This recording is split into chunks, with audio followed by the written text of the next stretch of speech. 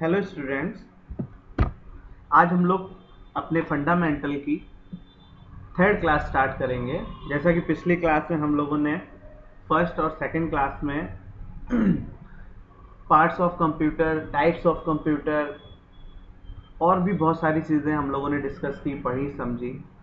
अब जो टॉपिक हमारे रह गए हैं, सीपीयू के कुछ पार्ट्स हम बता रहे थे पिछली क्लास में आपको, जिसमें कि hard disk, CD DVD writer के बारे में, एसएमपीएस प्रोसेसर, ये सब रह गए थे। तो आज हम लोग ये सारे टॉपिक्स को कवर अप करेंगे। तो हम लोग स्टार्ट करते हैं अपनी third class, fundamental of computer.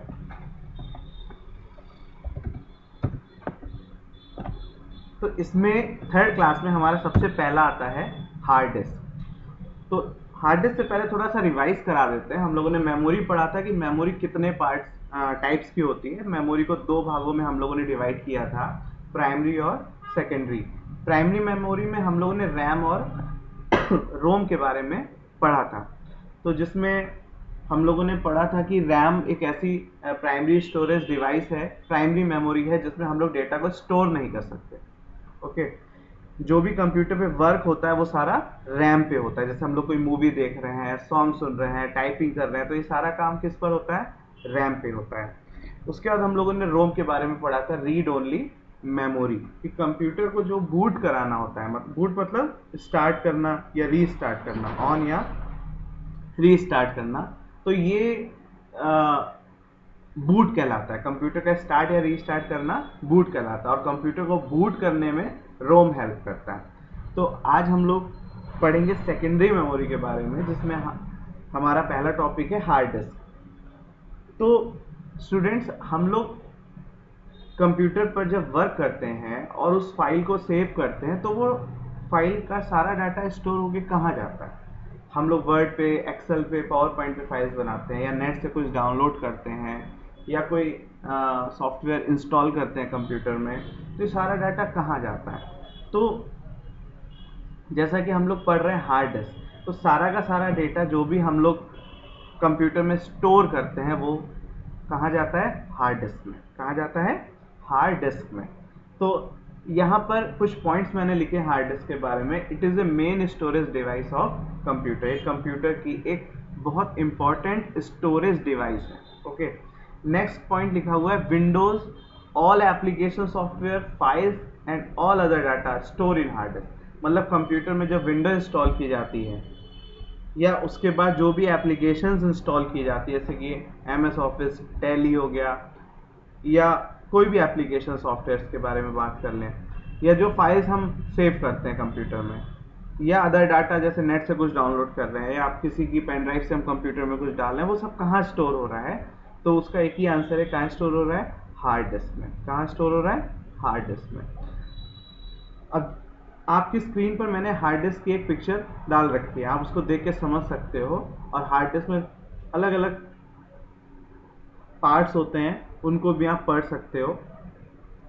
Next एक बड़ा इंपॉर्टेंट पॉइंट आता है कि हम हार्ड डिस्क को अपने कंप्यूटर में कहाँ पर चेक करें, कैसे समझें कि यहाँ पर हमारी हार्ड डिस्क है, हम देखना चाहते हैं अपनी हार्ड डिस्क को कि वो कितनी मेमोरी, उसमें कितनी मेमोरी है, या उसके पार्ट्स हैं या नहीं है। तो उसके लिए हमें क्या करना है, अपने कंप्यूटर में विंडोज़ में जो डेस्कटॉप स्क्रीन पे एक माई कंप्यूटर का फोल्डर होता है, उस फोल्डर को खोलेंगे और उसमें हम लोकल डिस्क सी और डी के बारे में देख सकते हैं। जो लोकल डिस्क सी या डी जो होती हैं, वो हमारे हार्ड डिस्क की ड्राइव्स होती हैं। तो एक बार हम लोग प्रैक्टिकल करके भी एक बार चेक कर लेते हैं। ओके, देखो मैंने स्क्रीन पे ये स्टार्ट बटन जो है आपका, इस पर क्लिक किया और ये कंप्यूटर को ओपन करता हूँ। ये इसको माई कंप्यूटर भी बोल सकते हैं, कंप्यूटर भी बोल सकते हैं। जब हम इसको खोलेंगे तो इसमें देखिए ये आ रहा है ना, local disk C, local disk D, local disk ई।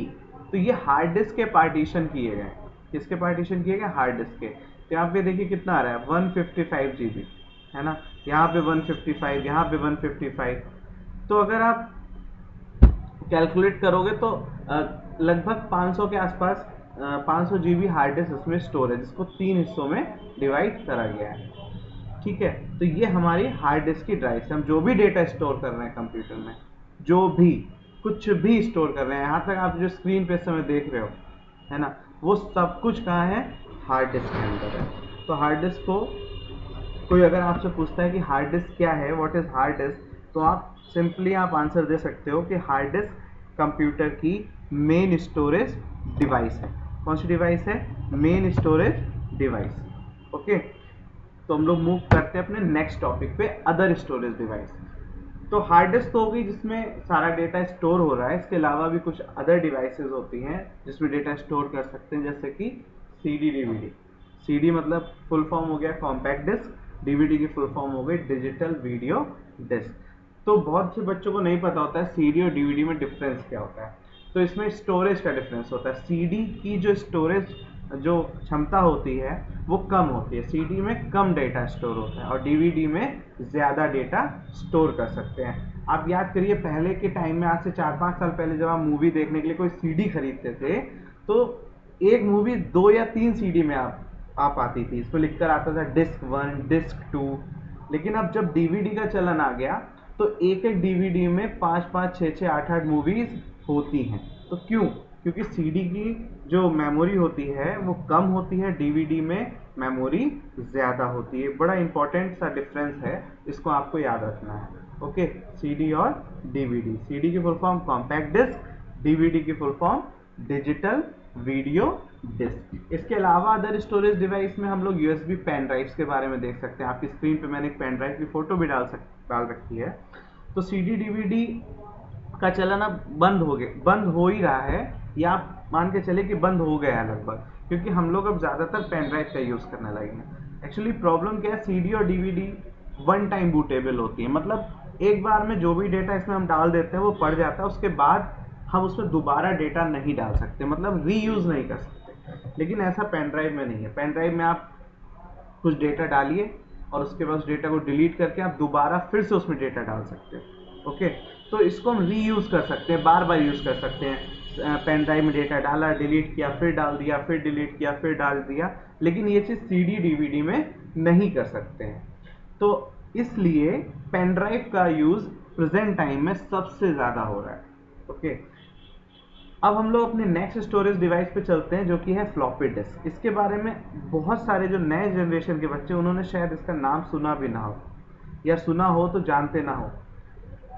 फ्लॉपी डिस्क सीडी डीवीडी से भी पहले एक स्टोरेज डिवाइस की तरह वर्क करती है। जैसे सीडी डीवीडी काम करता है, पेन ड्राइव काम करता है, उसी तरीके से फ्लॉपी डिस्क भी काम करता था। फ्लॉपी डिस्क इसलिए बंद हो गया क्योंकि इसमें बहुत ही कम डाटा, सीडी से भी कम डेटा स्टोर हो पाता था।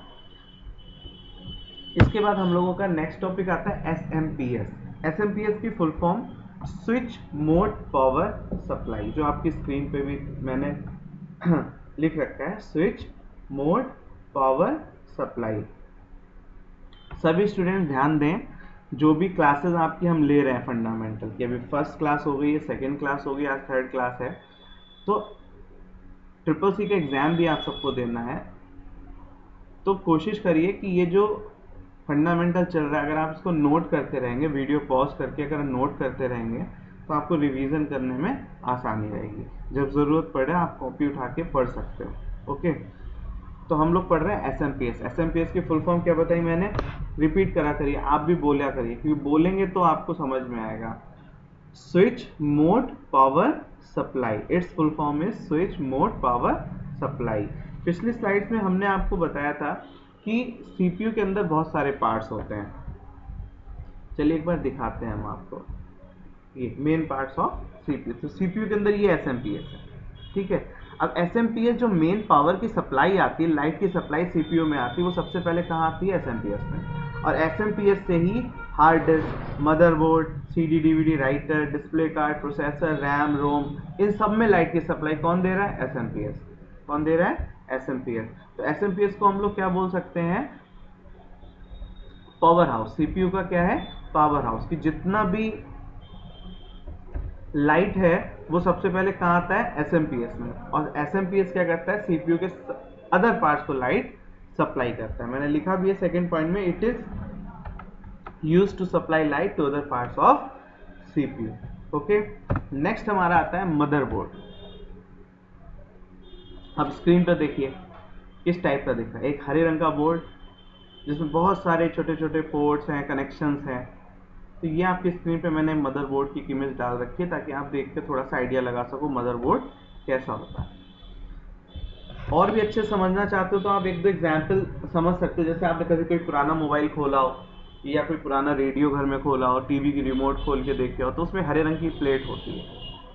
उस हरे रंग की प्लेट में बहुत सारे कनेक्शंस होते हैं, तो वो एक मदरबोर्ड होता है। अब कंप्यूटर के केस में हम उसको मदरबोर्ड ही बोलते हैं। इसी तरह का सीपीयू में लगा होता है ये मदरबोर्ड। तो इस मदरबोर्ड में ऑल पार्ट्स ऑफ सीपीयू जैसे कि रैम हो गया, रोम, प्रोसेसर, डिस्प्ले कार्ड, ये सारी जो पार्ट्स होते हैं ये सब मदरबोर्ड से कनेक्ट होते हैं। ठीक है, तो मदरबोर्ड भी एक बड़ा इंपॉर्टेंट पार्ट होता है सीपीयू के अंदर।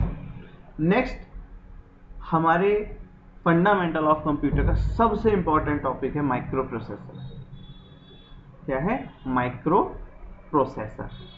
अभी तक हम लोगों ने जो सीपीयू वर्ड सुना है, सीपीयू, एक्चुअल जो रियल है वो सीपीयू यही है जो आपकी स्क्रीन के सामने है। यही है सीपीयू, सेंट्रल प्रोसेसिंग यूनिट। इसको माइक्रो प्रोसेसर भी कहते हैं क्योंकि यही प्रोसेसिंग करता है। इनपुट लेने के बाद कंप्यूटर जो इनपुट ले रहा है, इनपुट लेने के बाद जो प्रोसेसिंग हो रही है, क्या हो रही है? प्रोसेसिंग। तो वो यही सीपीयू करता है, माइक्रो प्रोसेसर। तो हम लोगों ने यहाँ पॉइंट्स में हमने लिख भी रखा है, we can say it CPU of computer. इसको क्या बोलते हैं? कंप्यूटर का CPU. It is used to process the data and convert it into information. ये क्या करता है? डेटा को प्रोसेस करता है, उसको कन्वर्ट कर देता है इंफॉर्मेशन। अब जो यहाँ पे वर्ड आया प्रोसेस, को समझने के लिए एक बहुत अच्छा सा एक हम छोटा सा एग्जाम्पल आपको दे रहे हैं। जैसे मैं आपसे क्वेश्चन पूछूं कि बेटा बताओ 2 + 2 कितना हुआ। मेरा क्वेश्चन क्या है? 2 + 2 कितना हुआ। तो अब आपको इसका आंसर देना है कि 2 + 2 कितना हुआ। तो आप सबसे पहले सुनोगे, इसको सुनने के बाद आप इसको क्या करोगे? प्लस करोगे, ऐड करोगे। और ऐड कौन करेगा? आपका दिमाग। अभी आप एक ऐसे बच्चे से क्वेश्चन करो 2 + 2 कितना हो, जिसे ऐड करना ना आता हो, जोड़ना ना आता हो, तो वो सुनेगा तो, बट प्रोसेसिंग नहीं होगी, कैलकुलेशन नहीं होगी, क्योंकि उसको ऐड करना नहीं आता। ऐड करने का काम किसका है? दिमाग का। प्रोसेस, जो जिसको हम लोग अपना ब्रेन बोलते हैं, उसका, है ना। तो यही कंप्यूटर में काम प्रोसेसर का होता है कि जो भी इनपुट हो रहा है उसको प्रोसेस कौन कर रहा है? माइक्रो प्रोसेसर, जिसको हम सीपीयू बोलते हैं। तो मैंने लिख रखा है next point, it is the brain of computer. ये क्या है? कंप्यूटर का ब्रेन है। तो हम लोग देखेंगे कि आजकल के टाइम में जो प्रोसेसर चल रहे हैं, प्रेजेंट टाइम, अगर आप कहीं मार्केट जाते हो और आपको एक नया लैपटॉप या डेस्कटॉप खरीदना है, तो आप सबसे पहले शॉपकीपर आपसे ये पूछता है, दुकानदार, कि भैया कौन सा प्रोसेसर चाहिए, किस प्रोसेसर का लैपटॉप चाहिए। कि जितना अच्छा प्रोसेसर लोगे उस हिसाब से आपको उसका पेमेंट करना पड़ेगा। तो जो प्रेजेंट टाइम में जो प्रोसेसर चल रहे हैं वो 3 चल रहे हैं। एक i3, core i3, core i5, core i7। ठीक है, और core i3, core i5, core i7, इन प्रोसेसर से पहले के प्रोसेसर थे एटम प्रोसेसर, सेलरॉन प्रोसेसर भी आए, पेंटियम प्रोसेसर आए, डुअल कोर आए, कोर टू डियो आए, बहुत सारे प्रोसेसर्स आए। लेकिन प्रेजेंट टाइम में जो प्रोसेसर चल रहे हैं वो आई जनरेशन चल रहा है, कोर आई जनरेशन, जिसमें i3, i5 और i7 है। और जो यहाँ पे इंटेल लिख कर आ रहा है, ये कंपनी का नाम है जो प्रोसेसर बनाती है। मोस्टली लैपटॉप में इंटेल के प्रोसेसर लगकर आते हैं। तो ये हमारी आज की क्लास हो गई, जिसमें हम लोगों ने कंप्यूटर के सारे पार्ट्स के बारे में, सीपीयू के सारे पार्ट्स के बारे में पढ़ा। अभी एक पार्ट हमारा रह गया जिसका नाम है डिस्प्ले कार्ड। आपकी स्क्रीन पे मैंने एक पिक्चर लगा भी रखी है डिस्प्ले कार्ड की, जिसको देखकर आपको समझ में आएगा डिस्प्ले कार्ड ये सीपीयू के अंदर मदरबोर्ड पर ही लगा होता है। अभी आप देख रहे होगे ये वाला हिस्सा, मेरा माउस पॉइंटर देखिए, ये दिख रहा है आपको। तो ये ब्लू कलर का जो पोर्ट दिख रहा है, यहाँ पर हम लोग क्या लगाते हैं? मॉनिटर। क्या लगाते हैं? मॉनिटर। तो मॉनिटर को इससे कनेक्ट करते हैं, तभी मॉनिटर पे डिस्प्ले क्रिएट होती है। देखो लिखा क्या है, it is a part of CPU. ये सीपीयू का पार्ट होता है, and it is used to control display of monitor. तो मॉनिटर पे जो भी हम डिस्प्ले देख रहे हैं, स्क्रीन पे जो भी डिस्प्ले आ रही है, स्क्रीन आ रही है मॉनिटर पे, उसको कंट्रोल करने का काम किसका होता है? डिस्प्ले कार्ड का। किसका होता है? Display card. इसका नाम ही डिस्प्ले कार्ड है। डिस्प्ले मतलब जो हम देख रहे हैं स्क्रीन पे, उसको डिस्प्ले कहते हैं। तो डिस्प्ले कार्ड क्या करता है, मॉनिटर पर जो स्क्रीन आ रही है उसको कंट्रोल करता है। ओके, तो हम लोगों ने ये सारे पार्ट्स पढ़ लिए, जिसमें सबसे पहले से लेके चलते हैं हम लोग